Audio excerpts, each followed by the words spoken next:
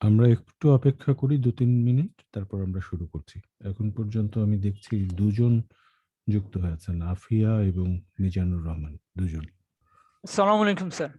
হ্যাঁ, ওয়ালাইকুম সালাম। হ্যাঁ, জি আমরা স্যার, একটু ওয়েট করি। জি স্যার, জি স্যার, জি স্যার, জি স্যার। ওকে।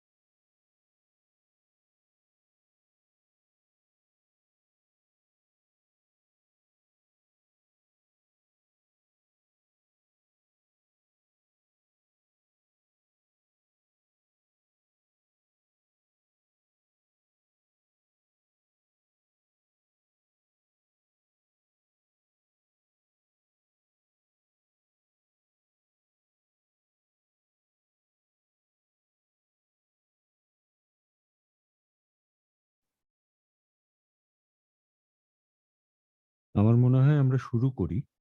হ্যাঁ? মানে কারণ প্রায় ৭টা বেজে যাচ্ছে। এরপর আপনাদের আবার ৮টায় ক্লাস থাকবে। আমার মনে হয় শুরু করে দেওয়াটা ভালো হবে। যে কজন যুক্ত হয়েছেন বাকিরা ধীরে, ধীরে যুক্ত হোক। আমরা আমাদের কথাবার্তাগুলো শুরু করি। আ যারা উপস্থিত হয়েছেন গত ক্লাসে যে আলোচনাগুলো হয়েছিল একটু সংক্ষেপে আমাকে অ্যা প্রেজেন্ট করবেন। একটু রিক্যাপ করেন দেখি। যেকোনো একজন।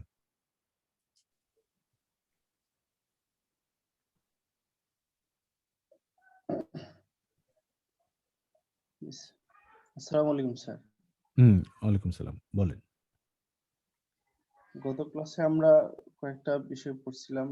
তার মধ্যে একটা হচ্ছে যে শব্দের মধ্যস্থি অ এর পরে যদি রস্বই, দীর্ঘই, হ্রস্বউ, দীর্ঘউ, ঙ যুক্ত ক্ষীয়, জফলা এগুলোর আগে উম স্বরীয় থাকে তাহলে সেটা ওকারান্ত হবে।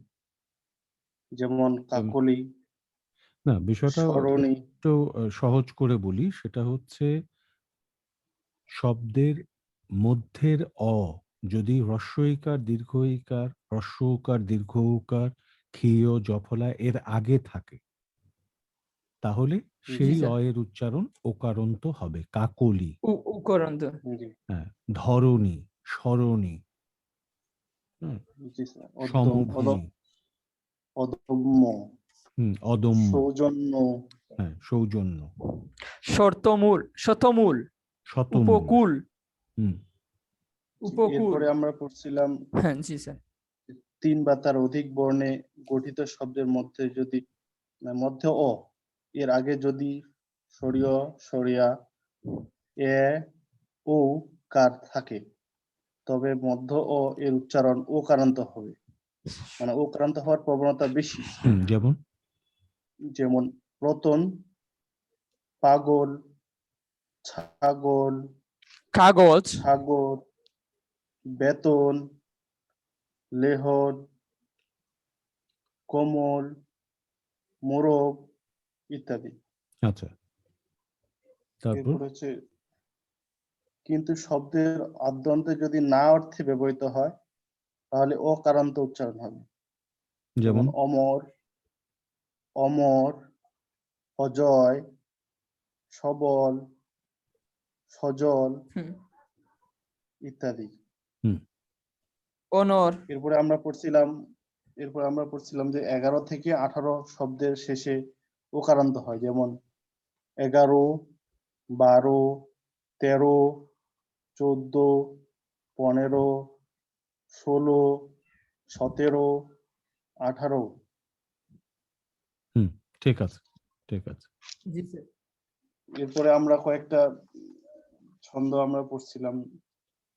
যেমন তক তক, থক থক, তাল পাতা চকচক, তৈ তৈ, থই থই, থাল ভরা আছে কই, গড়ের মাঠে গরুর গাড়ি, গড় গড়িয়ে যায়। আমরা পড়ছিলাম কমলাকান্তের কনিষ্ঠা কন্যা কামিনী কলেজের করিডোরে কাঁদিতে কাঁদিতে কপাল কুঞ্চিত করিয়া কাকাকে কহিল, কাকা, কাক কা কা করে কেন? কাকা কহিলেন, কন্যা কপাল কুঞ্চিত করিও না, কাকা করাই কাকের কাজ।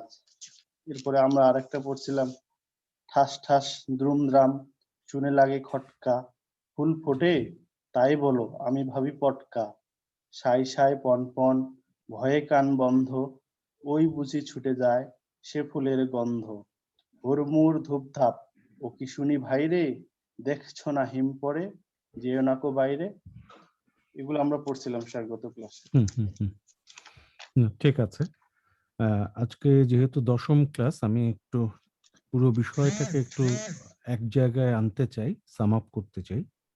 আমি একদম শুরুতেই বলেছিলাম উচ্চারণ, বাংলা উচ্চারণ আলাদাভাবে শেখার বিষয়টি হলো আমাদের চর্চার অভাব বা সঠিক ধারণার অভাব। অর্থাৎ বাংলা ভাষাটা আমাদের নিজেদের মাতৃভাষা হলেও প্রমিত বা আনুষ্ঠানিক ভাষায় আমরা কোন জায়গায় কথা বলবো সে বিষয়ে আমাদের নিজেদের মধ্যে একটা অস্পষ্টতা আছে এবং পারিবারিকভাবে এবং আমাদের শিক্ষা ব্যবস্থায় এটাকে তেমন গুরুত্ব দেয়া হয় না বলে আমরা এই বিষয়ে অসচেতন থাকি এবং যে কারণে আমাদের প্রমিত উচ্চারণে যথেষ্ট সমস্যা দেখা দেয়। জি এবং স্যার। এই সমস্যা দেখা দেওয়ার একটা অন্যতম কারণ হচ্ছে আমাদের আঞ্চলিক ভাষায় কথা বলার প্রবণতা। আমি আঞ্চলিক ভাষার কোনো বিরোধিতার জায়গায় বা অসম্মানের জায়গায় কথা বলবো না, কিন্তু আমি বলবো যখন আমরা একটি আনুষ্ঠানিক জায়গায় নিজেদেরকে উপস্থাপন করব, আনুষ্ঠানিক ভাবে নিজেরা নিজেদেরকে সবার সামনে নিবেদন করব, তখন আমরা নিশ্চয়ই আমাদের সেই প্রমিত বাংলায় কথা বলবার চেষ্টা করব। সেই জি স্যার। প্রমিত বাংলায় যদি আমাদের কথা বলতে হয়, আমাদের সচেতন থাকতে হবে আমাদের যাতে অল্প প্রাণ মহাপ্রাণ বর্ণের উচ্চারণ ভুলের প্রবণতা না থাকে। আমরা জি স্যার। সবাই জানি যে অল্প প্রাণ মহাপ্রাণ কোনটি। হ্যাঁ, আমরা অল্প প্রাণ মহাপ্রাণ বর্ণ সঠিকভাবে উচ্চারণ করব। আমরা যুক্তাক্ষরগুলো সঠিকভাবে বলবার চেষ্টা করব। আমরা রফলা রিকার এই উচ্চারণগুলো সঠিকভাবে করবার চেষ্টা করব। কারণ আমাদের উচ্চারণ সমস্যার মধ্যে আমরা দেখেছি আমাদের যে ভুলগুলো সাধারণত হয় তার মধ্যে অন্যতম ভুল হচ্ছে আমাদের অল্প প্রাণ মহাপ্রাণ বর্ণ উচ্চারণের ভুল। আমাদের অন্যতম ভুলের মধ্যে হচ্ছে আমাদের আঞ্চলিক অ্যাকসেন্টে আঞ্চলিক ভাষায় কথা বলার মতো করে কথা বলা সেরকম। আর জি স্যার। এর বাইরে যেটি হচ্ছে আমাদের যুক্তাক্ষরগুলো আমরা সঠিকভাবে উচ্চারণ করতে পারি না, যুক্ত করে একসাথে বলতে পারি না। যেমন স্পষ্ট বলতে গেলে স্পষ্ট বলি, স্কুল বলতে গেলে স্কুল বলি। এভাবে একসাথে উচ্চারণ করার পরিবর্তে আমরা দেখা যায় আলাদা আলাদা ভাবে উচ্চারণ করতে যাই অনেকে। যেমন বলতে গিয়ে অনেকে থ্রি বলি। এটা একটা ভুলের জায়গা। এর বাইরেও আমাদের আঞ্চলিকতার কিছু মুদ্রা দোষ থাকে, সেগুলো থেকে আমাদের বেরিয়ে আসতে হবে। আমি শুরুতেই বলেছিলাম সে কথাগুলো। যেমন জি আমরা চট্টগ্রামের যারা বসবাস করি, চট্টগ্রাম অঞ্চলের যারা মানুষ, তাদের একটা অন্যতম মুদ্রা দোষ আছে। যেকোনো কথা বলার শেষে, যেকোনো বাক্যের শেষে একটা অপ্রয়োজনীয় যে যুক্ত করে দিই। আপনি কেমন আছেন যে, আপনি জি কোথায় যাবেন যে, কি দিয়ে খেয়েছেন যে, এই যে যেটা বলার একটা প্রবণতা আমাদের আছে। তাই সেই জায়গায় আমাদের সচেতন থাকতে হবে। এই মুদ্রা দোষগুলো থেকে আমাদের বের হতে হবে। হ্যাঁ? স্যার। অপ্রয়োজনীয়ভাবে আমরা স্যার প্রতিটি সিলেট। বাক্যের শেষে আমরা যে যুক্ত করব না এবং জি একটা বাচন ভঙ্গিটার মধ্যে যাতে শ্রুতিমধুরতার জায়গাটি থাকে সেটি আমরা সচেতন থাকব। একটি কথা বলবার ক্ষেত্রে প্রতিটা কথার একটা ছবি আছে। সেই ছবিটা ফুটে উঠছে কিনা সেটা আমাদের খেয়াল রাখতে হবে। এবং আমি বলেছিলাম উচ্চারণ শুদ্ধতার বিষয়টি শুধুমাত্র শব্দ সঠিকভাবে সঠিক উচ্চারণে বলাটাই শেষ কথা নয়। প্রমিত উচ্চারণে, শুদ্ধ উচ্চারণে শব্দগুলো উচ্চারণ করবার পাশাপাশি আরো কিছু বিষয় যুক্ত থাকে। যেমন আমি শুদ্ধ বা প্রমিত উচ্চারণে কথা বললাম, কিন্তু অস্পষ্টভাবে কথা বললাম। তাহলে সেই শুদ্ধতা পুরোপুরি মানুষকে বা দর্শক শ্রোতাকে সন্তুষ্ট করতে পারবে না। তাহলে জি এই শুদ্ধতার পাশাপাশি আমাদের স্পষ্টভাবে কথা উচ্চারণ করার প্রয়োজনীয়তাও আবশ্যক। আমরা প্রমিত উচ্চারণে কথা বলবো, কিন্তু অবশ্যই খেয়াল রাখতে হবে আমাদের কথা বলার ক্ষেত্রে প্রতিটি বাক্যের প্রতিটি শব্দ স্পষ্টভাবে উচ্চারিত হচ্ছে কিনা, জি স্যার। শ্রোতার কানে পৌঁছচ্ছে কিনা। অর্থাৎ আমার যে কথা বলার প্রজেকশন লেভেল, প্রক্ষেপণ যেই জায়গা, সেটির প্রক্ষেপণ জোরালো কিনা, শ্রোতার কানে আমার শব্দ পৌঁছে যাচ্ছে কিনা। জি যদি স্যার। আমি ঠিক শ্রোতার কানে পৌঁছে দিতে না পারি আমার কথাগুলো, তাহলে আমার শ্রুতিমধুর হোক কথা, আমার সুন্দর হোক কথা, কোনোটাই আর অর্থ রাখে না যদি আমার কথাগুলো শ্রোতার কানে গিয়ে না পৌঁছে। হুম, স্যার। হুম। স্যার সিলেট অঞ্চলের শব্দ মানে এই যে লাস্ট শব্দগুলো মানে কোনগুলো একটু দুটি স্যার শব্দগুলা, যেমন চট্টগ্রাম অঞ্চলের যদি যে আসে তাহলে সিলেট অঞ্চলের ভাষাগুলো স্যার। সিলেটেরও প্রত্যেকটা অঞ্চলে, আমার যেহেতু বাড়ি চট্টগ্রাম সে কারণে আমি একটু বেশি বলতে পারবো চট্টগ্রাম অঞ্চলের আঞ্চলিকতার ত্রুটিগুলোর বিষয়। প্রত্যেকটা অঞ্চলে যারা আঞ্চলিক ভাষায় কথা বলে তাদের মধ্যে এই প্রবণতাটা আছে।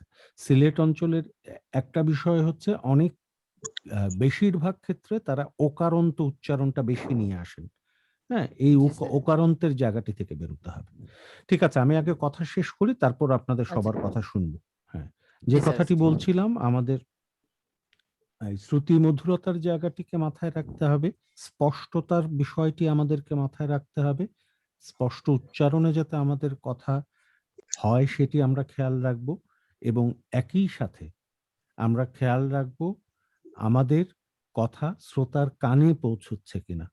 যে কথাটি বলেছি আমি একটু আগে, শ্রোতার কানে আমাদের কথাগুলো যাতে পৌঁছায়, আমাদের ভয়েস প্রজেকশন লেভেল যাতে সেই পরিমাণ জোরালো থাকে সেটি আমাদের খেয়াল রাখতে হবে। আমাদের বাচন ভঙ্গিটা ঠিক আছে কিনা সেটা আমাদের খেয়াল রাখতে হবে। এই জন্য আমাদের যে বিষয়টি করতে হবে, আমাদের বর্ণমালার প্রত্যেকটি বর্ণ আমরা সঠিক উচ্চারণে বলতে পারি কিনা সেটা আমরা খেয়াল রাখবো। বর্ণমালার প্রতিটি বর্ণ আমরা শুদ্ধভাবে বলতে পারছি কিনা, সঠিক উচ্চারণ স্থান ধরে আমরা কথা বলতে পারছি কিনা, সেই বিষয়গুলো আমরা সচেতন থাকব। এবং একটি বিষয় আমি বলেছি, উচ্চারণ সঠিক করবার ক্ষেত্রে, শুদ্ধ বা প্রমিত জায়গায় কথা বলবার ক্ষেত্রে উচ্চারণ সূত্র জেনে রাখাটা আবশ্যক। সেটাতে একটা সুবিধা আছে। আবার এটাও বলবো, শুধু উচ্চারণ সূত্র মুখস্থ করে আমাদের উচ্চারণ সঠিক করাটা মুশকিল আছে। সেই জন্য আমাদের যেটি প্রয়োজন হবে সেটি হচ্ছে আমাদের নিয়মিত চর্চার ভেতরে থাকা, অভ্যাসের ভেতরে থাকা। আমরা যাতে নিজেরা নিজেদের মধ্যে একটা বড় সময় প্রমিত উচ্চারণে কথা বলতে পারি, এ বিষয়ে আমাদের খেয়াল রাখতে হবে। আমাদের কানকে তৈরি করতে হবে, আমাদের জিহ্বকে তৈরি করতে হবে। আমরা ভালো গান শোনার অভ্যাস তৈরি করব, ভালো কবিতা শোনার অভ্যাস তৈরি করব, ভালো নাটক দেখার অভ্যাস তৈরি করব। আমরা সঠিক বা প্রমিত উচ্চারণে যে সংবাদ পাঠগুলো হয়, সেই সংবাদ পাঠ নিয়মিতভাবে শুনবার চেষ্টা করব, এবং সবসময় নিজেরা একটা সময় বেছে নিয়ে ১৫ মিনিট, আধা ঘন্টা নিজেরা যেকোনো কিছু, একটু একটা কবিতা হতে পারে, একটা সংবাদের অংশ হতে পারে, একটা প্রবন্ধ হতে পারে, নিজেরা বাড়িতে নিজেদের মতো করে একটু নিজেরা পড়বার চেষ্টা করব। এবং যদি সম্ভব হয় সেই পড়াটুকু আমরা নিজেদের মোবাইলে যদি রেকর্ড করে নিই, দুঃখিত, নিজেরা নিজেদের মোবাইলে যদি আমরা রেকর্ড করে নিতে পারি এবং পরবর্তীতে সে রেকর্ড যদি আমরা নিজেরা শুনি আবার হেডফোনে, তাহলে দেখব অনেকগুলো ভুল আমরা নিজেরাই শুধরে নিতে পারছি। এটা এ কারণেই বললাম, আমি যে কোনো ক্লাসে হয়তো বলেছি আপনাদেরকে, দেখবেন অন্য একজন যখন কথা বলছেন তার ভুলগুলো আমার কানে অনেক সময় এসে লাগছে। আমি বলতে পারছি বা বুঝতে পারছি আমার সামনে দাঁড়িয়ে যে মানুষটি কথা বলছেন, সেই মানুষটি এই উচ্চারণগুলো হয়তো ঠিক হচ্ছে না। কিন্তু নিজেরা যখন আমরা কথা বলি, আমরা কিন্তু নিজেদের ভুলটুকু সেভাবে বুঝে উঠতে পারি না। অর্থাৎ আমি এটা বলতে চাইলাম, অন্যের ভুলটুকু যত সহজে আমাদের কানে ধরা পড়ে, নিজের ভুলটুকু অত সহজে আমাদের কানে ধরা পড়ে না। তাই আমাদের প্রত্যেকেই যদি এই প্র্যাকটিসটুকু করতে পারি, অর্থাৎ এই অভ্যাসটুকু করতে পারি যে আমরা নিজেরা একটা ছোট্ট ৫ মিনিটের কোনো একটা কিছু যদি আমরা রেকর্ড করি নিজেদের মোবাইলে নিজেরা, পরবর্তীতে সেটা আমরা যদি নিজেরা হেডফোন দিয়ে আবার শুনি সেই ধারণকৃত অংশটুকু, তাহলে দেখব নিজেদের অনেকগুলো ভুল আমরা নিজেরাই ধরতে পারছি। এই জি স্যার। চর্চাটুকু আমরা করতে পারি। আর আমাদের, যেটা আমি আগেও বলেছি, চর্চার কোনো বিকল্প নেই। আমরা প্রতিনিয়ত যদি চর্চার ভেতরে থাকি, প্রতিনিয়ত আ আমরা যদি ভাবনার ভেতরে থাকি, আজকে আমার কি উচ্চারণ ভুল হলো, সেগুলো যদি লিখে রাখবার চেষ্টা করি, বা যেই আ উচ্চারণগুলো নিয়ে আমাদের নিজেদের মধ্যে একটা দ্বিধা তৈরি হলো, সেগুলো আমরা যদি নোট করি, এভাবে যদি প্রতিদিন আমরা কিছু কিছু ভুল উচ্চারণ শুধরে নিতে পারি নিজেদের, তাহলে দেখা যাবে নিজেরা অনেকটুকু নিজেদের যে ভুলগুলো আছে সেগুলো থেকে বেরিয়ে আসতে পারবো। আমি একেবারে শুরু থেকে যে বিষয়গুলোর উপর গুরুত্ব দিয়েছিলাম তার মধ্যে অন্যতম ছিল আমাদের আঞ্চলিকতার সমস্যা থেকে বেরিয়ে আসার ব্যাপারে আমি সর্বোচ্চ গুরুত্ব দিয়েছি। প্রমিত উচ্চারণের ক্ষেত্রে এটি সবচেয়ে গুরুত্বপূর্ণ বিষয়। একই সাথে গুরুত্ব দিয়েছি আমাদের অল্প প্রাণ মহাপ্রাণ বর্ণ উচ্চারণের ভুল থেকে বেরিয়ে আসার ক্ষেত্রে, এবং চর্চার মধ্যে থেকে প্রতিনিয়ত সেই চর্চার ভেতরে থেকে আমরা যাতে আমাদের জিভকে তৈরি করতে পারি, আমরা আমাদের কানকে তৈরি করতে পারি, সেই বিষয়টাকে আমি গুরুত্ব দিয়েছি। আপনাদের দিক থেকে যদি এই ৯ টা ক্লাস যেটি আমি করেছি, সেই ৯ টা ক্লাসের ভিত্তিতে যদি কিছু প্রশ্ন থাকে সেগুলো করতে পারেন। এবং আমি আবার আজকে শেষ দিকে আমি প্রত্যেকের কাছ থেকে ২ থেকে ৩ মিনিট করে আ আপনাদের নিজেদের পড়াটা শুনবো, সেটা নিয়ে আলোচনা করব। স্যার বলছিলেন আমাদেরকে লাস্টে পিডিএফ দিবেন সব, মানে এই 10টা হ্যাঁ, সেটা ক্লাসের আমি পাঠিয়ে দিব। সেটা আমি ওই যে আপনাদের গ্রুপ যেটা আছে মার্চ ফরওয়ার্ড এ সেটা আমি পাঠিয়ে দিব। সেটা আপনাদেরকে পৌঁছে আচ্ছা দেওয়ার ব্যবস্থা করবে। স্যার, আপনাদের যদি আঞ্চলিকতা কোনো হুম, বলেন। আঞ্চলিকতার একটা গল্প, মানে সমস্যা যেন একটা গল্প বলবো স্যার। একদিন ঘটছিল আমার সাথে। হুম, মানে বলেন। এক জায়গা ঘুরতে গেছি আমি আর সাথে। আর সেখানের অঞ্চলের এই লোকটা মানে কিছু শব্দ বলছে, যে আমার সাথে যে ছিল সে কিন্তু বুঝে নাই। তখন কি হয়েছে, যখন একজন বাঙালি কথা বলছে আরেকজন বাঙালি ট্রান্সলেটর করে আরেকজন বাঙালিকে বোঝাচ্ছে। দেখুন স্যার কি পরিমাণ লজ্জাকর জিনিস।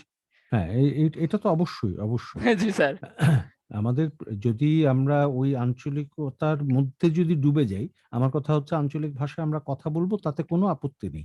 কিন্তু যখন একটি আনুষ্ঠানিক জায়গায় কথা বলতে হবে, নিজেকে উপস্থাপন করতে হবে, আমরা যাতে জি স্যার। সেই সমান পারদর্শিতা নিয়ে আমরা যাতে প্রমিত জায়গায়ও সুন্দরভাবে নিজেদেরকে উপস্থাপন করতে পারি, সেই দক্ষতাটুকু আমাদের অর্জন করতেই হবে। জি হুম, স্যার। হুম। আর কেউ কোনো কথা বললে বলেন। স্যার আসসালামু আলাইকুম। হ্যাঁ, স্যার শুনতে পাচ্ছেন আমাকে? আমি শুনছি, বলেন। স্যার আমার ব্যক্তিগত একটি সমস্যা হচ্ছে যে আমি যখন কারো সামনে কথা বলি, মানে এটা আমার ছোটবেলা থেকেই এরকম হয়ে গেছে যে আমি কথা বলতে গেলে খুব মানে দ্রুত গতিতে কথা বলি। মানে কথা হুম, বলার সময় ওই যে মানে থামা লাগবে, থেমে, থেমে কথা বলাটা, ধীর গতিতে কথা বলাটা ওটা আমার মানে খুবই কম স্যার। আচ্ছা, তো এই আচ্ছা। ধীর গতিতে কথা বলার জন্য আমার মানে কি করা যেতে পারে বা কি করণীয় স্যার যদি একটু বলতেন? না, এটা তো আসলে ওভাবে করণীয়র কিছু নেই। মানে আপনি ১ম বিষয়টা হচ্ছে আপনি বুঝতে পারছেন আপনার সমস্যাটা কি। তাহলে সেই সমস্যাটা থেকে যদি বেরিয়ে আসতে হয়, তাহলে যেটা করতে হবে আপনাকে ১ম বিষয় হচ্ছে আপনাকে সচেতন থাকতে হবে। যে আমি একটু দ্রুত কথা বলি, তাহলে আমার প্রতিবার কথা বলার সময় আমার মাথায় নিতে হবে যে আমাকে একটা ধীর লয়ে আমাকে কথা বলতে হবে। আর একটা প্র্যাকটিস করতে হবে আপনাকে, বা করতে পারেন চাইলে। এই যে আমি আপনাদেরকে পড়তে বললাম, সেই পড়বার সময় আপনি মোবাইলে যখন রেকর্ড করছেন, তখনও চেষ্টা করেন একটু ধীর গতিতে বলে যাতে সেই পড়াটা করা যায়। হুম? যেকোনো কিছু পড়বার সময় আপনি সেটাকে মাথায় রাখেন। সেটাকে মাথায় রেখে আপনি সেই পড়াটা পড়েন। যেকোনো কিছু একটু আওয়াজ করে পড়েন এবং সেই ধীর গতিতে পড়েন। প্রতিদিন এই প্র্যাকটিসটা করেন যে আমি ধীর গতিতে ৫ মিনিট বা এই ১০ মিনিট আমি পড়বো এটা।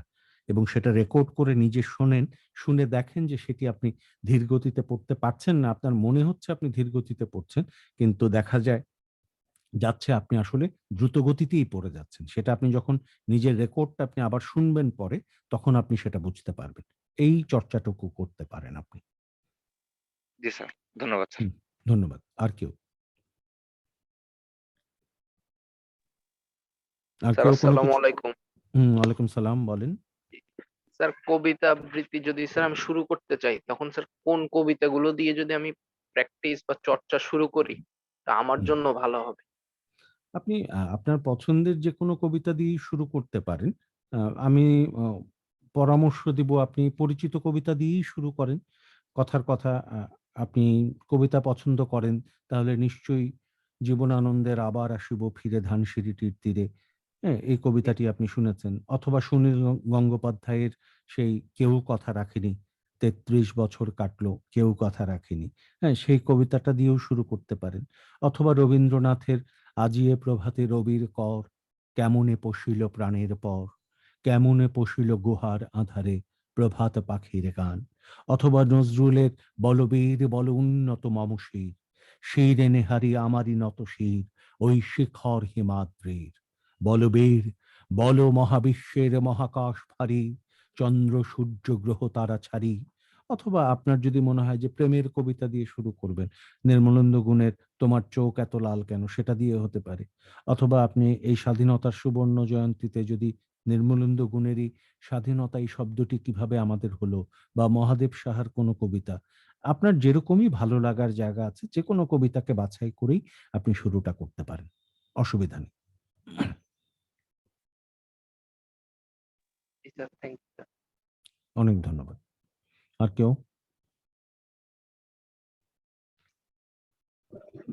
স্যার আসসালামু আলাইকুম। ওয়ালাইকুম সালাম। স্যার আমার বাসা হচ্ছে যশোরে। তো আচ্ছা। যশোরে, হ্যাঁ, এইদিকে যে আঞ্চলিকতা, আমি হুম। আমি যখন কথা বলি আমার আঞ্চলিকতা আমি ঠিকই ধরতে পারি না, বাট মানে এগুলো কিভাবে আমি সংশোধন করতে পারি আমি তো নিজেই বুঝতে পারি না। না, এখন আমি এখন আপনি এখন যখন আমি অন্যজনের সাথে কথা বলবো তখনই সে আমাকে ধরায় দিতে পারে, তখন আমি জিনিসটা বুঝতে পারবো। অথবা তো তাই স্যার, এছাড়া তো কোনো স্যার কোনো উপায় আমি দেখছি না। না, এটা অবশ্যই উপায় আমি যেটা বললাম আপনাকে, শুনতে হবে। মানে আপনি যখন শুনবেন, এই যে ধরেন একটা কবিতা, হ্যাঁ, একটা কবিতা তো YouTube এ আপনি বা যেকোনো একটা আম যে কবিতাটা আ সঠিকভাবে পড়া, এই কবিতাটা আপনাকে বাছাই করতে হবে। কার কবিতাটা সঠিক উচ্চারণে পড়া আছে YouTube এ। সেটা যদি আপনি বাছাই করে নিতে পারেন, সেই কবিতাটাই আপনি নিজে পড়ে রেকর্ড করেন। করে পাশাপাশি দুটো শুনেন। শুনলে তাহলে কি হবে? দুটো যখন আপনি পাশাপাশি শুনছেন, একই কবিতা, একই লেখা, একই কথা, তাহলে আপনি দুটো কথা বলবার ক্ষেত্রে পার্থক্যটুকু ধরতে পারছেন। জি স্যার, কম্পেয়ার করা যাবে। কম্পেয়ার করতে পারছেন। তাহলে এটাকে যখন আপনি কম্পেয়ার করতে পারবেন, তখন কিন্তু আপনি নিজের ভুলগুলোকে বের করতে পারবেন। বোঝা গেল? জি স্যার, এটা অনেক সময় সাপেক্ষ স্যার। অনেক এটা সময় সাপেক্ষ না। আপনি আসলে কতটা আন্তরিকভাবে চাইছেন এই পরিবর্তনটা তো আনতে নিজের ঠিক আছে। ভেতরে। তাহলে হচ্ছে অনেক কম সময়েও সম্ভব। জি হ্যাঁ? স্যার। Thank you sir. ঠিক আছে, ধন্যবাদ স্যার। ধন্যবাদ। আর কেউ? জি স্যার, বলেন।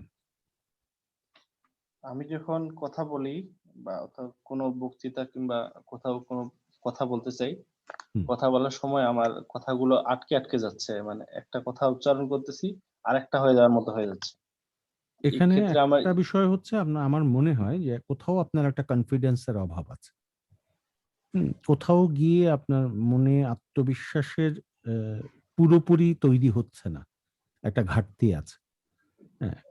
এ কারণে একটা দ্বিধা কোথাও গিয়ে আপনাকে হোঁচট খাওয়াচ্ছে।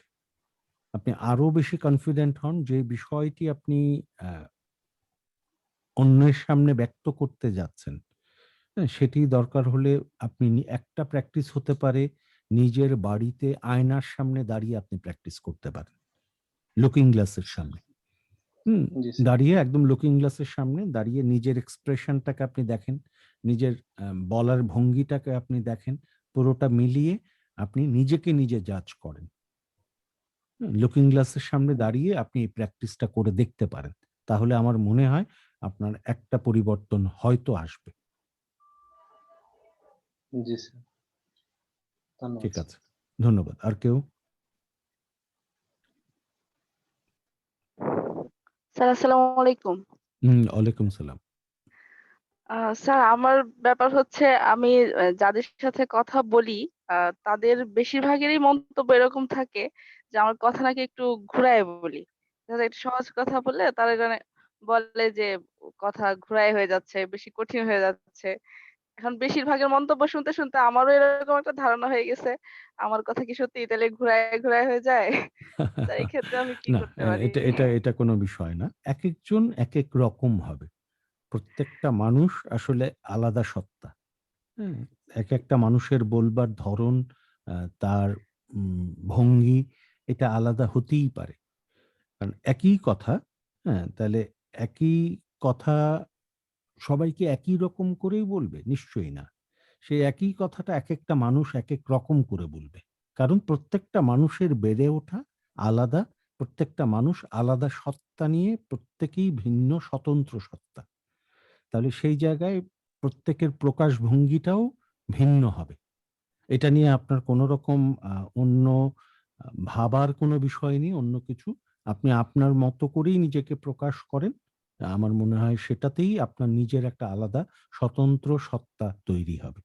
সেটা অবশ্যই ভালো, জি খারাপ স্যার, কিছু না। ধন্যবাদ। অনেক ধন্যবাদ। আর কেউ? আসসালামু আলাইকুম স্যার। ওয়ালাইকুম সালাম। স্যার, আমার প্রশ্নটা হচ্ছে অনেক সময় কথা বলতে গিয়ে দেখা যাচ্ছে মানে কথা বলছি একজনের সাথে, আমার কথা এখন মানে আঞ্চলিক থেকে এখন মানে শুদ্ধ থেকে আঞ্চলিক চলে এসে পড়তেছে। মানে কথা বলছি মাঝখান দিয়ে আমার ওই ইয়াটা চলে গিয়ে আঞ্চলিক চলে আসছে। আবার অনেক সময় হয় অধিক খুশি হয়ে গেলে বা অনেক আনন্দিত হয়ে গেলে কথা দেখা যাচ্ছে শুদ্ধ থেকে একদম পুরো আঞ্চলিক চলে আসছে।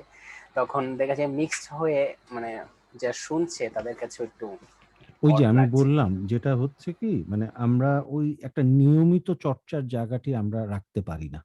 যে আমরা একটা নির্দিষ্ট জায়গা যদি থাকে আমাদের যেখানে আমি প্রতিনিয়ত প্রমিত জায়গায় কথা বলার সুযোগ পাবো। সেটা হোক ২ জনের মধ্যে, হোক ৩ জনের মধ্যে বা ৪ জনের একটা সার্কেল। যেই জায়গায় আমরা নিজেরা প্রতিনিয়ত এটা নিয়ে একটু আলাপ করব বা নিজেরা নিজেদের মধ্যে কথা বলবো, আঞ্চলিক ভাষায় না, প্রমিত জায়গাতেই কথা বলবো। সেটা নিয়ে আমার কোনো রকম সমস্যা হবে না। সেরকম একটা সার্কেল যদি প্রত্যেকেই আমরা তৈরি রাখতে পারি বা তৈরি করতে পারি যে প্রতিদিন আমরা ০.৫ ঘন্টা হোক ১ ঘন্টা হোক নিজেরা নিজেদের মধ্যে একেবারে প্রমিত জায়গায় কথা বলার একটা প্র্যাকটিসের জায়গা তৈরি করে নেব। তাহলে এই সমস্যাটা থেকে বেরিয়ে আসাটা সহজ হবে। বা যেকোনো একটা টপিক নিয়ে আমরা নিজেরাই ওই যে আয়নার সামনে দাঁড়িয়ে মোবাইলে রেকর্ড করতে পারি যে অনর্গল আমি ১০ মিনিট আমি এই বিষয়ে কথা বলব। হ্যাঁ, সেটা কোনো আঞ্চলিকতার জায়গায় পৌঁছবে না। আমি এটা বলতে পারছি কিনা। সেটা কারো সাথেই বলার দরকার নেই। নিজেরাই মোবাইলে রেকর্ড করলাম। আবার নিজেরা শুনলাম আমরা। যে অন্তত ৫ থেকে ১০ মিনিট অনর্গল প্রমিত জায়গায় কথা বলার সেই দক্ষতাটা, সেই আত্মবিশ্বাসটা আমার নিজের মধ্যে তৈরি হচ্ছে কিনা বা আমি পারছি কিনা।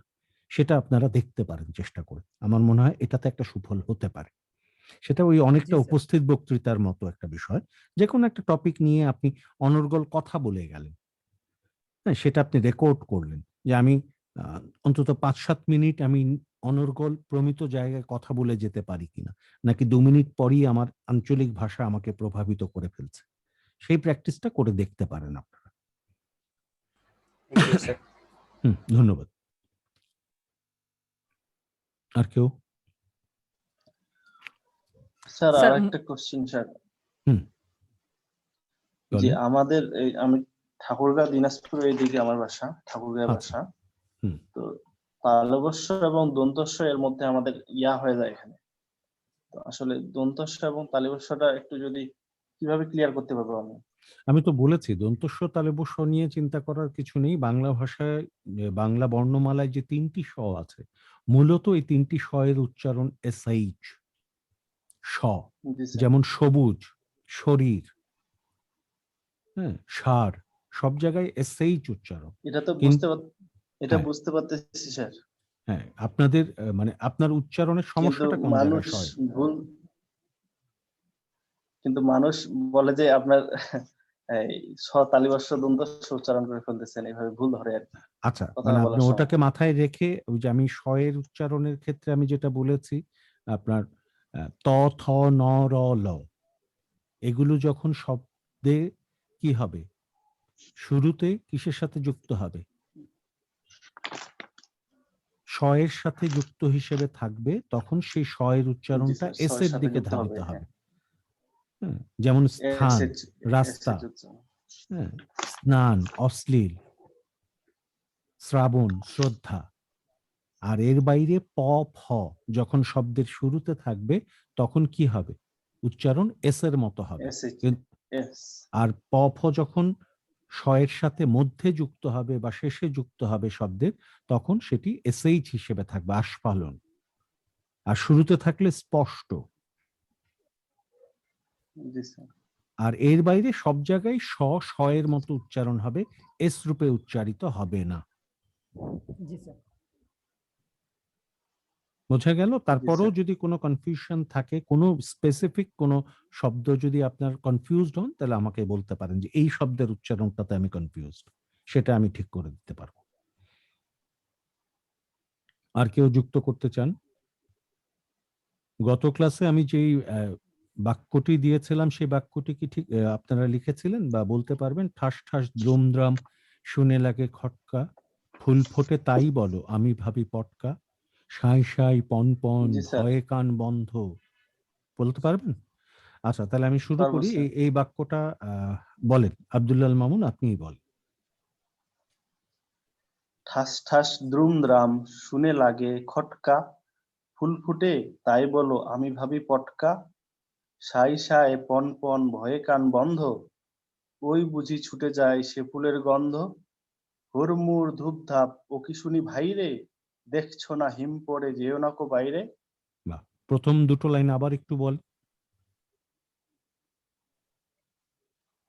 ঠাস ঠাস দ্রুম দ্রাম শুনে লাগে খটকা, ফুল ফোটে তাই বলো আমি ভাবি পটকা। ঠিক আছে। এর মধ্যে আবুল কালাম, আপনি একটু বলেন এই কবিতার এই কথাগুলো, এই বাক্যের এই কথাগুলো একটু জি স্যার, বলেন। আসসালামু আলাইকুম। ওয়ালাইকুম সালাম। ঠাস ঠাস ধুমধাম শুনে লাগে খটকা, ঠাস ঠাস ফুল দ্রুম দ্রাম, দ্রুম দ্রাম, দুমদাম না, ধুম দ্রুম দ্রাম। দ্রুম দ্রাম হ্যাঁ, হ্যাঁ। শুনে লাগে খটকা, ফুল ফোটে তাই বলো আমি ভাবি পটকা, সাই সাই পন পন ভয়ে কান বন্ধ, ওই বুঝি ছুটে যায় সে ফুলের গন্ধ, হুড়মুড় ধূপধাপ ও কি শুনি ভাইরে, দেখছো না হিম পড়ে যেও না কো বাইরে। ঠিক আছে। গ্যালাক্সি A20 এনামুল, বলেন। আসসালামু আলাইকুম ওয়ালাইকুম সালাম। স্যার। আমি গত ক্লাসটা আমার বাড়িতে করেছিলাম, কিন্তু আজকে স্যার আমি একটা মানে কোনো একটা ঝামেলার কারণে রাস্তায় ক্লাস করতেছি স্যার। ও মানে আমি এক আচ্ছা, জায়গায় যেতে হচ্ছে আমাকে। আচ্ছা, ঠিক আছে। তাহলে গ্যালাক্সি M01 কোর, আপনি বলেন। আসসালামু আলাইকুম স্যার। হ্যাঁ, বলেন। ঠাস ঠাস ধুমধাম শুনে লাগে খটকা, ঠাস ফুল ঠাস দ্রুম দ্রাম। ফুটুম ড্রাম হ্যাঁ, শুনে লাগে খটকা, ফুল ফোটে তাই বলো। তাই বলো আমি ভাবি পটকা, হুম, সাই সাই পন পন ভয়ে কান বন্ধ, ওই বুঝি ছুটে যায় সে ফুলের গন্ধ, হুড়মুড় ধূপধাপ ও কি শুনে ভাইরে, দেখছো না হিম পড়ে যেও না কো বাইরে। ঠিক আছে। খোয়াইব কাদের, আপনি একটু বলেন।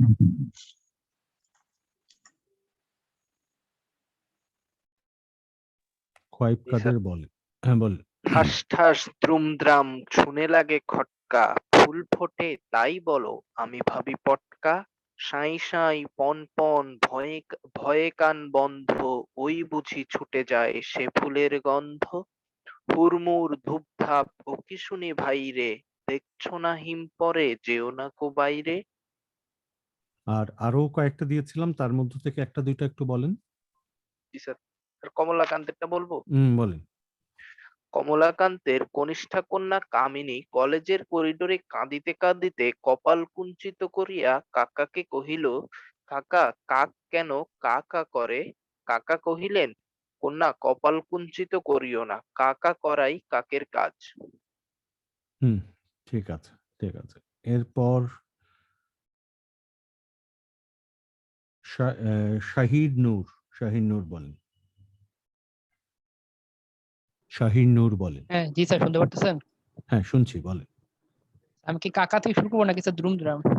না, ওই কমলাকান্তের কনিষ্ঠা কন্যা থেকে আসে।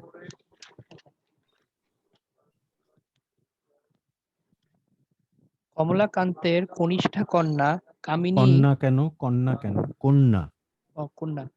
কমলাকান্তের কনিষ্ঠা কন্যা কামিনী কলেজের করিডোরে কাঁদিতে কাঁদিতে কপাল কুঞ্চিত করিয়া কাকাকে কহিল, কাকা কাক কা কা করে কেন? কাকা কহিলেন, কন্যা কপাল কুঞ্চিত করিও না, কা কা করাই কাকের কাজ। ঠিক আছে। ঠাস ঠাস দ্রুমদ্রাম সেটা বলেন।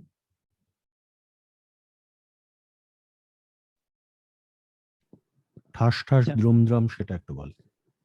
ঠাস ঠাস দ্রুমদ্রাম শুনে লাগে খটকা, ফুল ফুটে তাই বলো আমি ভাবি পটকা, সাই সাই পন পন ভয়ে কান বন্ধ, ওই বুঝি ছুটে যায় সে ফুলের গন্ধ, হুড়মুড় ধূপ ধাপ ও কি শুনি ভাই রে, দেখছো না হিম পড়ে যেও না কো বাইরে।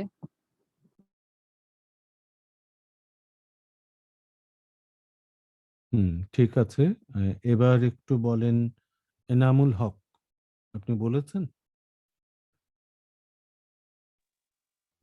স্যার আমি কিছুক্ষণ আগে বলেছিলাম ঠিক আছে। তাহলে A20 স্যার। এবার বলেন মাহমুদুর রহমান। মাহমুদুর রহমান বলেন। আসসালামু আলাইকুম স্যার। হ্যাঁ, বলেন প্লিজ।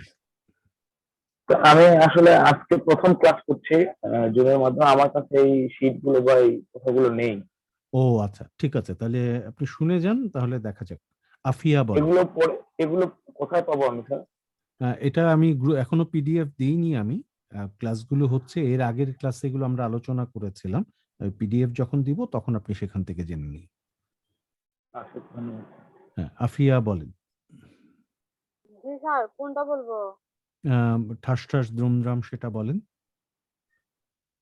ঠাস ঠাস ধুমধাম শুনে লাগে খটকা, ফুল ফোটে তাই বলো আমি ভাবি পটকা, সাই সাই পন পন ভয়ে কান বন্ধ, ওই বুঝি ছুটে যায় সে ফুলের গন্ধ, হুড়মুড় ধূপ ধাপ বকি শুনি ভাই রে, দেখছো না হিম পড়ে যেও না কো বাইরে।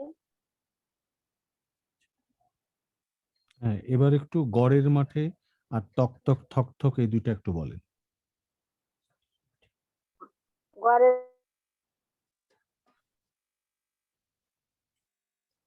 বলেন। ডিসকানেক্ট হয়ে গেলেন কি?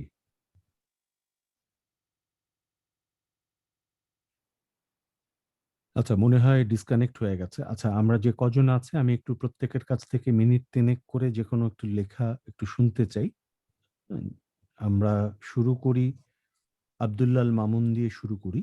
যেকোনো একটা লেখা পড়বেন ২ থেকে ৩ মিনিট, সেটা নিয়ে আমরা কথা বলব। জি স্যার।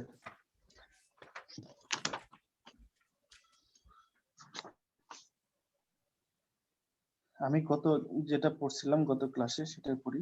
হ্যাঁ, শুনি, পড়েন।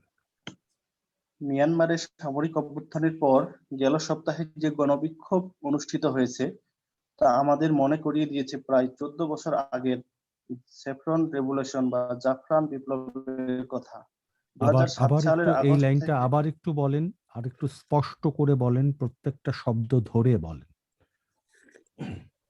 মিয়ানমারে সামরিক অভ্যুত্থানের পর গেল সামরিক সপ্তাহে যে অভ্যুত্থানের পর, মিয়ানমারে সামরিক অভ্যুত্থানের পর বলেন। মিয়ানমারে সামরিক অভ্যুত্থানের পর আপনি বলছেন গেল সপ্তাহে অভ্যুত্থান, আমি বলছি অভ্যুত্থান, কারণ ভয়ের অভ- পরে জফলা আছে। তাহলে এটা অভ্যুত্থানের পর হ্যাঁ হ্যাঁ বলেন। অভ্যুত্থানের পর গেল সপ্তাহে যে গণবিক্ষোভ অনুষ্ঠিত হয়েছে তা আমাদের মনে করিয়ে দিয়েছে প্রায় ১৪ বছর আগের স্যাফরন রেভলিউশন বা জাফরান বিপ্লবের কথা। ২০০৭ সালের আগস্ট থেকে অক্টোবর পর্যন্ত মিয়ানমারে পর্যন্ত না, সামরিক উচ্চারণটা হবে পর্যন্ত। ওকার। হ্যাঁ, পর্যন্ত। পর্যন্ত হ্যাঁ হ্যাঁ। মিয়ানমারে সামরিক জান্তার বিরুদ্ধে যে বিক্ষোভ পরিচালিত হয়েছিল তা মিয়ানমারের ইতিহাসে স্যাফরন রেভলিউশন হিসেবে চিহ্নিত হয়ে আছে। ওই বিপ্লবের পুরোভাগে ছিলেন বৌদ্ধ ধর্মের ভিক্ষুরা, অর্থাৎ বৌদ্ধ ধর্মের থেরাভেদা ধর্মীয় ব্যক্তিরা ও সেই সঙ্গে ছাত্ররা। সামরিক জান্তা জ্বালানির দাম বৃদ্ধি করলে পেট্রোল ডিজেলের দাম বৃদ্ধি পেয়েছিল শতকরা প্রায় ১০০%, আর সিএনজি চালিত বাসে শতকরা 500% বৃদ্ধি পেয়েছিল। ধর্মীয় নেতারা সিএনজি চালিত সিএনজি চালিত বাসে বাসে শতকরা সিএনজি চালিত 500% বৃদ্ধি বাসে পেয়েছিল। বাসে জি, বাসে হুম, বাসে হুম, সিএনজি চালিত বাসে শতকরা 500% বৃদ্ধি পেয়েছিল। বৃদ্ধি ধর্মীয় পেয়েছিল নেতারা বৃদ্ধি এর বৃদ্ধি প্রতিবাদে বৃদ্ধি পেয়েছিল হ্যাঁ বৃদ্ধি পেয়েছিল। ধর্মীয় নেতারা এর প্রতিবাদে বিক্ষোভের ডাক দিয়েছিলেন। ধর্মীয় নেতারা শরীরে যে চাদর ব্যবহার করতেন তা ছিল স্যাফরন বা জাফরানি রঙের, যা কিনা হলুদ ও লাল রঙের মিশ্রণে নতুন এক রং। বৌদ্ধ ভিক্ষু বা ধর্মীয় ব্যক্তিরা এই চাদর সবসময় ব্যবহার করেন। সম্ভবত এই কারণেই সামরিক জান্তা বিরোধী ওই আন্দোলন চিহ্নিত হয়েছিল স্যাফরান রেভলিউশন হিসেবে। ওই রেভলিউশন বেশ কিছু পরিবর্তন সাধন করেছিল মিয়ানমারে। যেমন এক যেমন ওই কেন? বিপ্লবের যেমন যেমন যেমন হ্যাঁ যেমন যেমন ওই বিপ্লবের মধ্য দিয়ে প্রমাণিত হয়েছিল বৌদ্ধ ধর্মের ভিক্ষুরা অর্থাৎ ধর্মীয় ব্যক্তিরা মিয়ানমারে একটি শক্তি। শান্তিপূর্ণ ও অহিংস পদ্ধতিতে তারা পরিবর্তন আনতে চায়। দুই, ওই বিপ্লব সামরিক জান্তাকে সংস্কারে যেতে বাধ্য করেছিল। তিন, ওই বিপ্লবের রেশ ধরে সামরিক জান্তা শেষ পর্যন্ত শেষ 2000 পর্যন্ত হ্যাঁ শেষ শেষ পর্যন্ত পর্যন্ত হ্যাঁ 2015 সালে নির্বাচন দেয় ও যার মাধ্যমে অং সান সুচি ক্ষমতাসীন হন। বৌদ্ধ ঠিক ধর্মের ভিক্ষুদের জি স্যার ঠিক আছে ঠিক আছে ওই একটু ধরে পড়তে হবে, তাড়াহুড়ো করা যাবে না। হ্যাঁ জি স্যার শব্দগুলোকে প্রত্যেকটা শব্দ স্পষ্টভাবে উচ্চারিত হচ্ছে কিনা সেই ব্যাপারে সচেতন থাকতে হবে। ঠিক জি আছে? স্যার আর যে টুকটাক ভুলগুলো আমি বললাম সেগুলোকে খেয়াল রাখতে হবে। ঠিক জি আছে, স্যার। শাহির নূর আপনি বলেন। ধন্যবাদ স্যার। হ্যাঁ ধন্যবাদ। স্যার শুনতে পাচ্ছেন? হ্যাঁ শুনছি। স্যার আমি ওই যে পত্রিকা থেকে পড়তেছি, তো হ্যাঁ টাইটেলটা পড়েন। হচ্ছে করোনা যুদ্ধে সব ফ্রন্টে দক্ষ সেনাপতি দরকার, আচ্ছা সৈয়দ আব্দুল হামিদ। হুম, আচ্ছা, এক বছর ধরে করোনা মোকাবেলায় বেশ সাফল্য অর্জন করার পর দ্বিতীয় ঢেউ সবকিছু ওলটপালট করে দিয়েছে। যুদ্ধ জয়ের দ্বার প্রান্তে এসে শত্রুপক্ষ তীব্র পাল্টা আক্রমণ করলে যেরকম পরিস্থিতির সৃষ্টি হয় অবস্থা দৃষ্টে তাই মনে হচ্ছে। করোনা যুদ্ধে সেনাপতিরা তাই হয়তো খেই হারিয়ে ফেলেছেন। আগের মতো বিচক্ষণতার সাথে যুদ্ধ পরিচালনা করতে পারছেন না। করোনা যুদ্ধে অনেক ফ্রন্টে লড়তে হচ্ছে। একদিকে সংক্রমণ প্রতিরোধ ও নিয়ন্ত্রণ, অন্যদিকে সংক্রমণ শনাক্ত করে রোগীদের চিকিৎসার ব্যবস্থা অন্যদিকে করা। কেন? অন্যদিকে আচ্ছা, অন্যদিকে সংক্রমণ আছে। হ্যাঁ একদিকে সংক্রমণ প্রতিরোধ ও নিয়ন্ত্রণ, অন্যদিকে একদিকে সংক্রমণ প্রতিরোধ ও নিয়ন্ত্রণ, বলেন। অন্যদিকে সংক্রমণ শনাক্ত হ্যাঁ শনাক্ত করে রোগীদের চিকিৎসার ব্যবস্থা করা। জনসমর্থন আদায় ও গুজব প্রতিরোধ আরো একটি ফ্রন্ট। প্রতিটি ফ্রন্টের অবস্থা গত বছরের তুলনায় একটু বেশি নড়বড়ে মনে হচ্ছে। যেমন গতবার লকডাউন বা সাধারণ ছুটিকালে এত এলোমেলো অবস্থা দেখা যায়নি। আরেকটা বার শুরুর ৩-৪টা লাইন আবার বলেন। হ্যাঁ, মানে প্রথম থেকে। হ্যাঁ আচ্ছা, এক বছর ধরে করোনা মোকাবেলায় বেশ সাফল্য অর্জন করার পর দ্বিতীয় ঢেউ সবকিছু ওলটপালট করে দিয়েছে। যুদ্ধ জয়ের দ্বার প্রান্তে এসে শত্রুপক্ষ তীব্র পাল্টা আক্রমণ করলে শত্রুপক্ষ আচ্ছা, দ্বার প্রান্তে এসে শত্রুপক্ষ হ্যাঁ তীব্র পাল্টা আক্রমণ করলে যেরকম পরিস্থিতির সৃষ্টি হয় পরিস্থিতিটা ক্লিয়ার করেন। পরিস্থিতি হ্যাঁ যেরকম পরিস্থিতির সৃষ্টি হয় অবস্থা দৃষ্টে তাই মনে হচ্ছে। করোনা যুদ্ধে সেনাপতিরা তাই হয়তো খেই হারিয়ে ফেলেছেন। আগের মতো বিচক্ষণতার সাথে যুদ্ধ পরিচালনা করতে পারছেন না। ঠিক আছে পরের জন Thank you. আফিয়া বলেন। জি স্যার, আমি কাজী নজরুলের অগ্নিবীণার নারী কবিতা বলছি স্যার। বলেন। স্যার শুনতে পাচ্ছেন? শুনছি আমি, বলেন। নারী সম্মায় আমার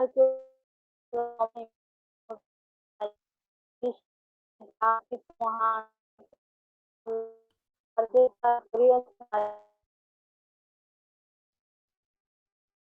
আফিয়ার কথা ভেঙে ভেঙে আসছে, আমি পরিষ্কার শুনতে পাচ্ছি না। আফিয়ারটা পরে শুনবো। খোবাইব কাদের বলেন। আফিয়া, আপনার নেটওয়ার্কের সমস্যা আছে, ক্লিয়ারলি আসছে না কথাগুলো। খোবাইব জি স্যার। কাদের বলেন। হ্যাঁ, বলেন। স্যার আমি পত্রিকা থেকে পড়ছি। হ্যাঁ, পড়েন। বাংলাদেশের অর্থনৈতিক সাফল্য থেকে শেখার আছে। বাংলাদেশ জন্মলগ্ন থেকেই একের পর এক বিস্ময় দেখিয়ে আসছে। 1971 সালে দেশটি তৎকালীন পূর্ব পাকিস্তান স্বাধীনতা যুদ্ধে অবতীর্ণ হয়। সেই মুক্তিযুদ্ধ নস্যাৎ করতে পাকিস্তানি সেনাবাহিনী নির্বিচার ধর্ষণ ও গণহত্যা চালায় এবং বাংলাদেশের লাখ লাখ মানুষ শরণার্থী হয়ে প্রতিবেশী ভারতে আশ্রয় নেয়। তখন যুক্তরাষ্ট্রের প্রেসিডেন্ট রিচার্ড নিক্সন পাকিস্তানের প্রেসিডেন্ট ইয়াহিয়া খানের পক্ষে কঠোর অবস্থান নেন। আমি তখন দিল্লিতে স্নাতকে পড়তাম। বাংলাদেশ থেকে আসা মানুষজনকে সাহায্য করতে আমি ভারতের পশ্চিমবঙ্গ ও উড়িষ্যা রাজ্যের বিভিন্ন শরণার্থী শিবিরে ছুটে যাই। 1971 সালের 2 ডিসেম্বর পাকিস্তানের সঙ্গে সর্বাত্মক বিমান যুদ্ধ শুরু হয়। এখন স্পষ্ট মনে করতে পারি আমি কলেজে ফেরার জন্য কলকাতা থেকে রাতের ট্রেন ধরি। তখন কারফিউ বা সান্ধ্য আইন জারি ছিল। বিমান হামলার আশঙ্কায় ট্রেনের সব কম্পার্টমেন্ট বা বগির বাতি নিভিয়ে রাখা হয়। স্বাধীনতা লাভের সময় বাংলাদেশ ছিল এশিয়ার সবচেয়ে দরিদ্র দেশগুলোর একটি। ভারতের চেয়েও, এমনকি পাকিস্তানের চেয়েও অনেক দরিদ্র ছিল বাংলাদেশ। যুক্তরাষ্ট্রের তখনকার জাতীয় নিরাপত্তা উপদেষ্টা হেনরি কিসিঞ্জার তো বাংলাদেশকে বাস্কেট কেস বা তলাবিহীন ঝুড়ি বলে মন্তব্য করেন। এরপর বেশ কয়েক বছর বাংলাদেশের ব্যাপক দারিদ্র্য ও বঞ্চনার চিত্র দেখা যায়। এমন অবস্থায় 1974 সালে বাংলাদেশে যখন দুর্ভিক্ষ চলছিল, তখন হঠাৎ করে তাদের জন্য খাদ্য সহায়তা পাঠানো বন্ধ তখন করে দেয়। হঠাৎ করে, হঠাৎটা হঠাৎ হয়ে গেছে, হয়ে গেছে। তখন হঠাৎ না, করে হ্যাঁ, ঠিক আছে। তখন হঠাৎ করে তাদের জন্য খাদ্য সহায়তা পাঠানো বন্ধ করে দেয় যুক্তরাষ্ট্রের নিক্সন সরকার। ওই সময়ে পাটের ব্যাগ রপ্তানি করে বাংলাদেশের অল্প কিছু আয় হতো, ফলে পরিস্থিতি আরো খারাপ হয়। বাংলাদেশ এখন স্বাধীনতার 50 বা সুবর্ণ জয়ন্তী উৎসব করছে। দেশটি অর্থনৈতিক উন্নয়নে দারুণ এক জায়গায় চলে গেছে। এক সময় কেবল অল্প কিছু মানুষই বাংলাদেশের এমন উন্নতির পূর্বাভাস দিতেন। 2006 সালে বাংলাদেশ যখন মোট দেশজ উৎপাদনে প্রবৃদ্ধি অর্জনের হারে পাকিস্তানকে হারিয়ে যায়, তখন অনেকেই সেটাকে আকস্মিক সৌভাগ্য বলে উড়িয়ে দেন। কিন্তু সেই থেকেই প্রতি বছরই জিডিপি প্রবৃদ্ধি অর্জনে পাকিস্তানকে পেছনে ফেলে বাংলাদেশ এগোতে থাকে। তার ধারাবাহিকতায় বাংলাদেশ এখন বিস্ময়কর ভাবে বিশ্বের সবচেয়ে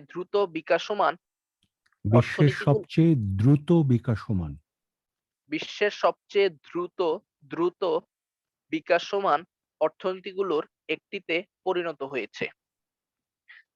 বাংলাদেশ মাথাপিছু জিডিপির হারে পাকিস্তানকে বেশ পেছনে ফেলে দিয়েছে এবং ভারতের প্রতিদ্বন্দ্বী হয়ে উঠেছে। বর্তমানে বাংলাদেশের মানুষের গড় আয়ু 74 বছর, যা প্রতিবেশী ভারত ও পাকিস্তানের চেয়ে বেশি। ভারত ও পাকিস্তানে মানুষের গড় আয়ু যথাক্রমে 70 ও 68 বছর। বিশ্বে তৈরি পোশাক রপ্তানিতে বাংলাদেশ এখন নেতৃত্বের আসনে রয়েছে, অন্যান্য ক্ষেত্রেও এগিয়ে চলেছে। উদাহরণস্বরূপ বাংলাদেশের ওষুধ শিল্পের সমৃদ্ধিশালী হয়ে ওঠার কথা বলা যায়। এদেশে 300টি ওষুধ কোম্পানি রয়েছে, যারা স্থানীয় চাহিদার 97% মিটিয়ে থাকে। এমনকি তারা বৈশ্বিক বাজারেও ওষুধ রপ্তানি করছে। ঠিক আছে। না ঠিক আছে, পড়া ভালো লাগছে। এভাবেই একটু ধরে ধরে পড়বেন, আমার মনে হয় ভালো হচ্ছে। এবারে আর কে পড়বেন? জান্নাতুল বলেন। জি স্যার, ধন্যবাদ। পড়ছি অতিথি গল্প, হোমারের। রূপান্তর করেন সিরাজুল ইসলাম চৌধুরী। ওডিসিউস নগরে ঢুকেছেন। তখন রাত নেমেছে এই অজানা নগরে। পদে পদে তাঁর দুশ্চিন্তা। পথে একটি মেয়েকে দেখতে পেয়ে বললেন, এই যে মেয়ে, শোনো, আমি এদেশের লোক নই, বাইরে থেকে এসেছি, কাউকে চিনি না এখানকার। আমি রাজবাড়ি যাব, বলে দেবে কি তার পথটা কোন দিকে? মেয়েটির বাড়ি রাজবাড়ির কাছেই। তার স্বভাবটি ভারী মিষ্টি। সে বলল, আমার সঙ্গে আসুন, দেখিয়ে দেব। কিন্তু আপনি যে বিদেশি তা কাউকে আর বুঝতে দেবেন না, কারোর সঙ্গে কথা বলবেন না। বিদেশিদের আমরা বড় একটা পছন্দ করি না। ওডিসিয়াস বুঝলেন এ মেয়ে খুব বুদ্ধিমতী। কোনো কথা না বলে তিনি চললেন ওর পিছু পিছু। ওডিসিয়াস দেখলেন নগরটি প্রাচীর দিয়ে ঘেরা। প্রাচীরের ওপরে জাহাজের মাস্তুল সব দাঁড়িয়ে আছে আকাশের দিকে তাকিয়ে। কিছু দূর গিয়েই দেখেন চোখের সামনে জেগে উঠেছে রাজবাড়ি। দেখলেন চমৎকার এক দৃশ্য। দূর থেকে চমৎকার চোখে এক দৃশ্য, এক না এক। আচ্ছা, দেখলেন চমৎকার এক দৃশ্য। দূর থেকে চোখে পড়ল রাজবাড়ির সামনের সারি সারি ফলের গাছ, ডালিমের, আপেলের, নাশপাতির, ডুমুরের, জলপাইয়ের। এখানে ফল মনে হয় কখনো শেষ হবে না। আসলে তাই। সেসব গাছের একদল ফল দেয় গ্রীষ্মকালে, আরেক দল শীতে। সারা বছর ধরেই ফুল ফুটছে, ফল পাকছে, লতিয়ে উঠেছে আঙুর লতা, থোকা থোকা ঝুলছে আঙুর। একদিক দিয়ে পাকে, আরেক দিক দিয়ে ফলে। তরকারিরও চাষ আছে দেখলেন ওডিসিয়াস। সবুজেরা যেন আপন মনে খেলছে। মাঠের দুপাশে দুটো ঝর্ণা, একটি এঁকে বেঁকে চলে গেছে মাঠের মধ্য দিয়ে, অন্যটি সারা শহরের লোকদের পানির যোগান দেওয়া শেষ করে এখন এসে যেন বিশ্রাম নিচ্ছে রাজবাড়ির কাছে।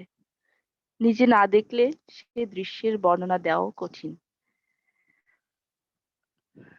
ঠিক আছে, ঠিক আছে, পড়া ভাল লাগলো।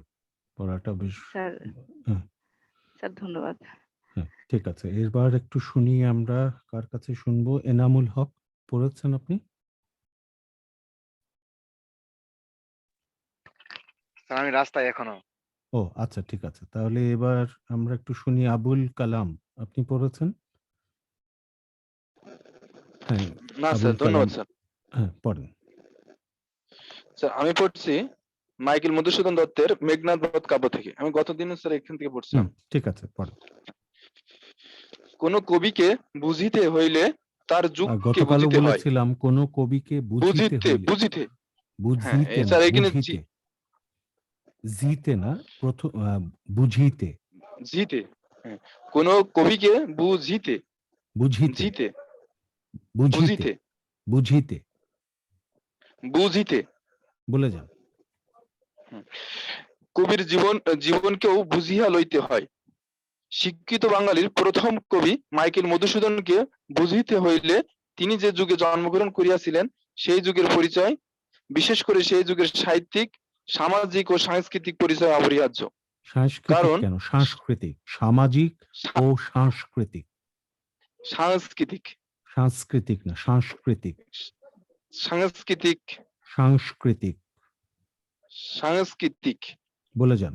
আন্ডারলাইন করেন, সাংস্কৃতিকটাতে আন্ডারলাইন করেন, বুঝিতে থ্যাংক ইউ আন্ডারলাইন স্যার। করেন, যুগে আন্ডারলাইন করেন। হ্যাঁ, কারণ সাহিত্যের ইতিহাসে যখন কোনো প্রতিভার আবির্ভাব ঘটিয়াছে তখনই আমরা দেখিতে যখন পাই, কোন প্রতিভার, যখন কোনো প্রতিভার আবির্ভাব ঘটিয়াছে তখন আমরা দেখতে পাই সেই যুগের প্রভাব তাহার উপর আসিয়া পড়িয়াছে, এবং সেই যুগও তাহার দ্বারা অল্প বিস্তার প্রভাবিত হইয়াছে। ইহাই নিয়ম। রামমোহনের মৃত্যুর 10 বছর পূর্বে, অর্থাৎ 1824 সালে মধুসূদনের আবির্ভাব। বাংলার ইতিহাসে তখন যুগ সন্ধিক্ষণ। 19বিংশ শতাব্দীর প্রথম পাদের যারা যুগ পুরুষ, দেবেন্দ্রনাথ, বিদ্যাসাগর, রাজনারায়ণ, ভূদেব প্রভৃতি, তাদের সকলেই 2-1 বছরের ব্যবধানে তখন জন্মগ্রহণ করিয়াছিলেন। সাহিত্যে, সমাজে ও ধর্মে তখন বিপ্লব দেখা দিয়াছে। কলিকাতা তখন ছিল অখ্যাত অসংস্কৃত পল্লী। সেখানে বিদেশি বাণিজ্যের হাট বসিল। গ্রামের শ্যামল আবেষ্টন সরাইয়া দিয়া শহরের উদ্ধত রূপ প্রকাশ পাইতে লাগিল। ক্রমেই সেই শহর আধুনিক কালকে আসন পাতিয়া দিল। বাণিজ্য এবং রাষ্ট্র পরিচালনার পথ বাহিয়া বাংলাদেশে এক নতুন সভ্যতা আসিল, এবং ইহার প্রতিক্রিয়ায় বাংলার চিত্রলোকে নতুন বেগ সঞ্চারিত হইল। একদিকে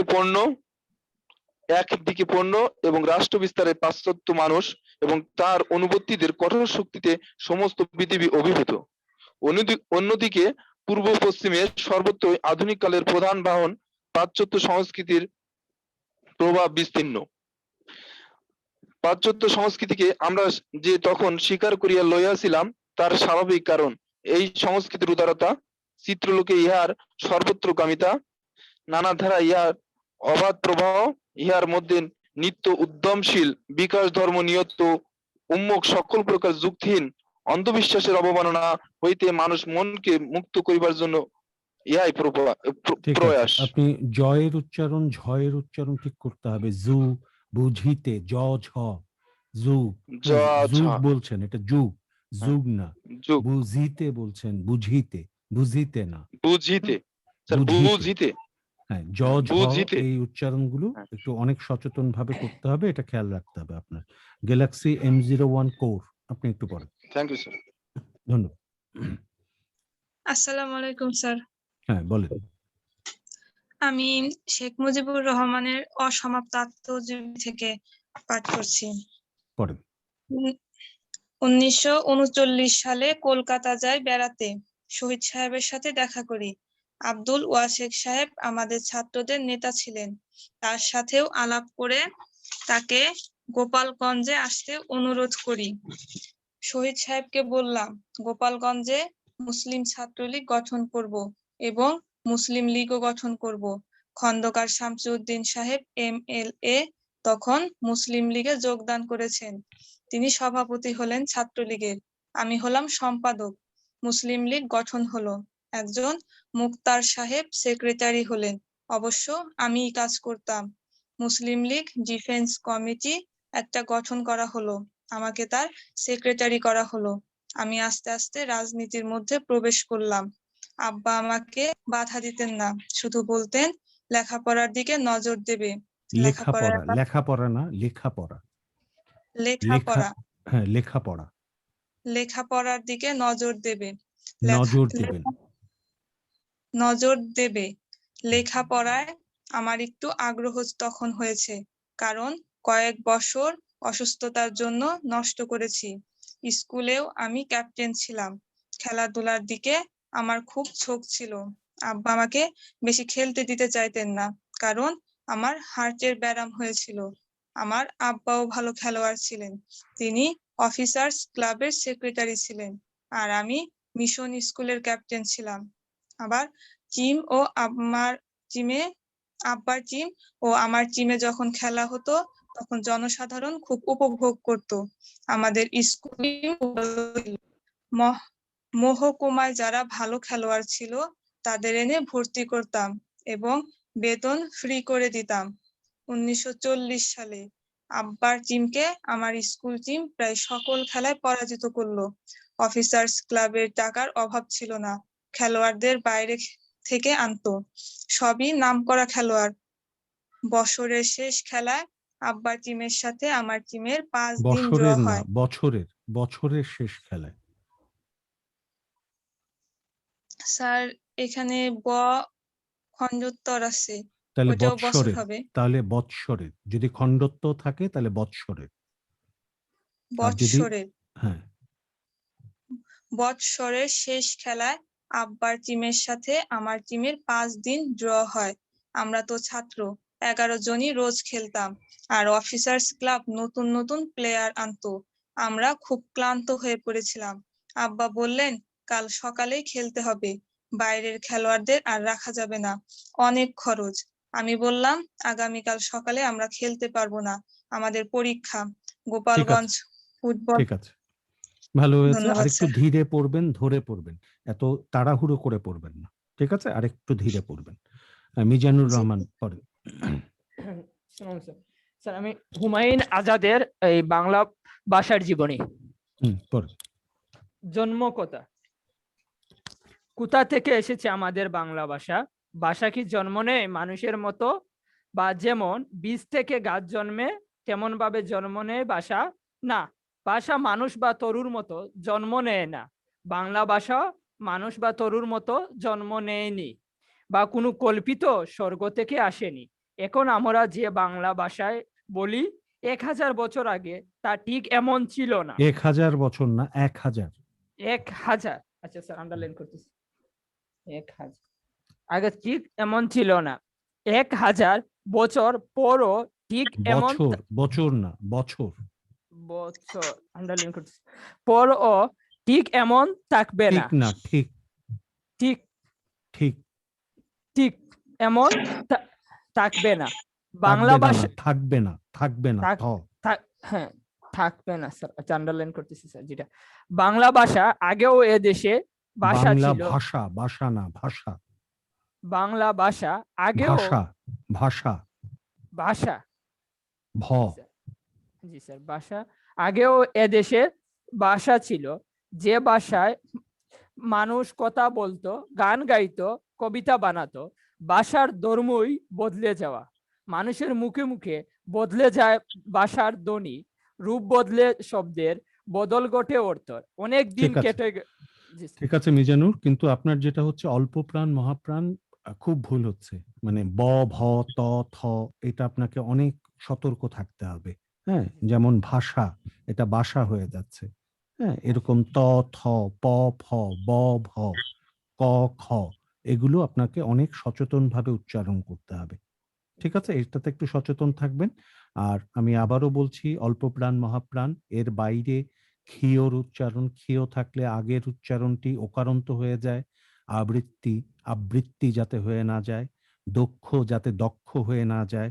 হ্যাঁ, এই উচ্চারণগুলো, গ্রীষ্ম যাতে গ্রীষ্ম না বলে ফেলি আমরা, এই উচ্চারণগুলো আমাদের খেয়াল রাখতে হবে, আমরা যাতে এগুলো ভুল না করি। এবং অ এর উচ্চারণ, এ এর উচ্চারণ, স এর উচ্চারণ, এই উচ্চারণগুলো আমাদের যাতে ঠিক থাকে।